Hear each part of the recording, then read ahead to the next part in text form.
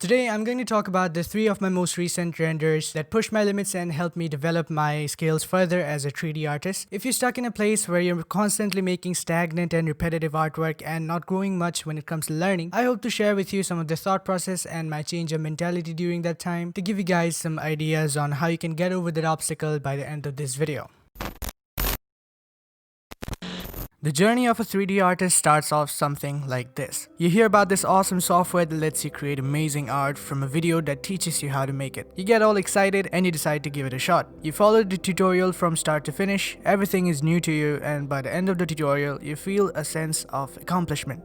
After all, you made your first artwork in a space that was completely unknown to you till that point. Then you keep on watching more tutorials, making more things, and you're learning and growing exponentially fast at that point. Once you're out of videos to watch, you figure that it is time to work on something of your own. So you start your program, stare at the blank canvas, and wonder why you're so overwhelmed with ideas, yet you can't seem to organize any of your thoughts. Alternatively, you look at images online that inspire you and you decide to take things from there. You work on it, going out of your comfort zone of following step-by-step tutorials, and you end up with a result that you did not expect, whether it be in a good or a bad way. This keeps up for a while and you eventually settle on this style that you seem very fond of. You make a couple of scenes following this style and you realize a couple of things. First up, your scenes all look the same. Second, you aren't learning anything new. And most importantly, you aren't growing. That right there pretty much sums up my experience with making 3D art, and it probably is relatable for quite a lot of you out there as well.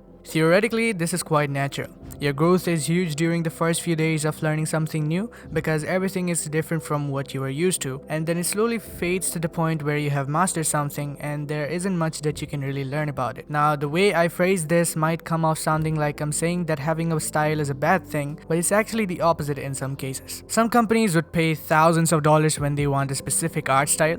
However, I do think that finding your own style comes later in the process when you've tried most of the things and you are aware of most of the different aspects of your line of work. What I want to focus on now is how I dealt with the problem of having a specific style versus trying out different ones and being sort of a generalist in that case. I used to have this style where I would make very simple cold compositions with heavenly lights with a lot of volumetrics. Now that's a nice way of saying that I fell into the common pitfall of adding a lot of fog and bloom. The first time I did it, it actually looked good because it was quite a new thing for me and people actually found it really attractive. Since that fueled a lot of the validation that I was looking for at that time, I subconsciously started repeating that pattern in a couple of my subsequent renders. I don't know if I was going through a creative block or if it was a tunnel vision or just the fact that I was scared to get out of my comfort zone, but one thing was for sure, that I wasn't getting any better with my scenes over time. And it wasn't just me who picked up this fact. My friend Jason, who worked with me on a game called Bound for almost 2 years, actually told me that I was limiting myself by doing the same thing over and over again and that I had a greater potential. That did not sit well with me, even though I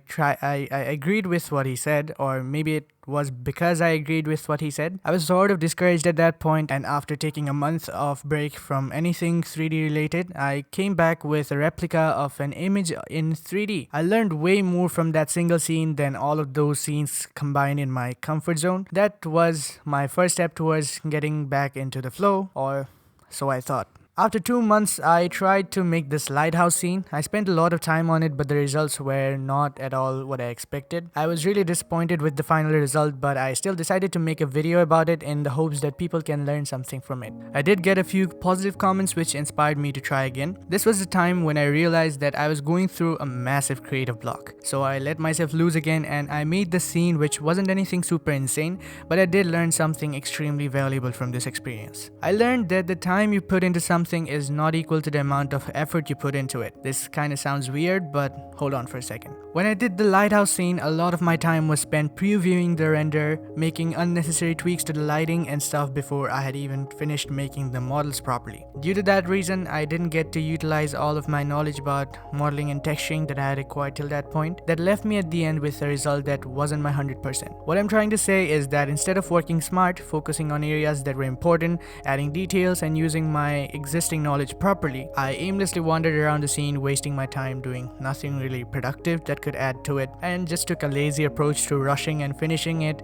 just for the sake of doing so. I never tried to think outside of the box with this. Moving on, since I was also in the phase of a creative block, I was scared to take the next step. But I had to come up with a way to fight it and get over it before it does any permanent damage in terms of motivation.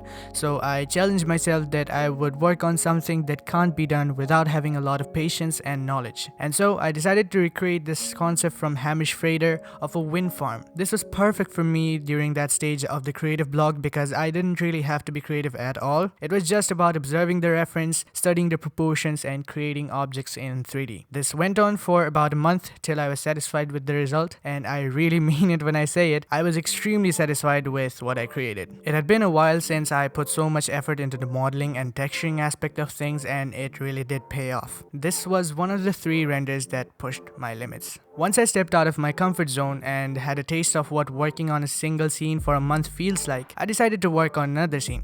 This time focusing more on the sculpting part because I was really weak at that. I had this awesome idea of carving my logo into a runestone inspired by Gleb Alexandrov, which seemed pretty easy to make since I didn't have any strict references to stick to. I also made it into a whole cave with most of the models sculpted manually. This one helped me even more than the last one because I had something to improvise rather than copy directly. It really got me to push through the creative block. The third and the most recent render was a recreation of a screenshot from an anime movie. This was by far the most difficult render that I had to pull off, and surprisingly, I did. And the experience I got from it was invaluable. I got from never creating any good characters in my entire life to creating 2 characters off of an image. I also focused a lot on the details in this one, and I don't know about anyone else, but I'm super proud of how it turned out. I really want to thank my sister for this because she literally scolded me and pushed me to try and make this one. I'm making this video right after making the one where I broke down this scene, so everything that I say is in relation to my skills and experience up till this point.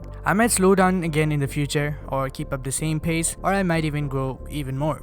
But those are the things that I learned by doing the 3 all-out month-long projects. If you're in a similar position as I was, I'd highly recommend that you try something like this as well. Of course, I can't really guarantee that you'll get over what you're going through because it really differs from person to person and only you can find out what works for you. But I decided that sharing these vulnerable moments instead of showing a perfect and flawless self to you might open your eyes and help you realize something. I don't care how many people really watch this as long as I'm able to resonate with them and be a guide with this video. That was the goal with this video. So thank you so much if you have made it till this point. I hope you found this video useful or at least entertaining in some way. It feels really different sharing bits of struggles through a video, but I think it also creates a personal bond between you, the viewer, and me as the creator. Anyway, going off topic a bit, we have reached 500 members on our Discord server and I'm thinking about hosting a giveaway there soon. By the time you're watching this, it's probably over, but if not, I'll write a pinned comment below so you can join our server if you're interested to participate. And also, if you like this video, then you can show your support by liking, commenting, sharing, and subscribing. These are little things that go a long way in supporting a creator. I'm not gonna do any more of the shameless plugs now and just end this video right here. Thanks for watching and I'll see you guys in the next video, which will probably take some time because I have my exams coming up in a week. But yeah, bye.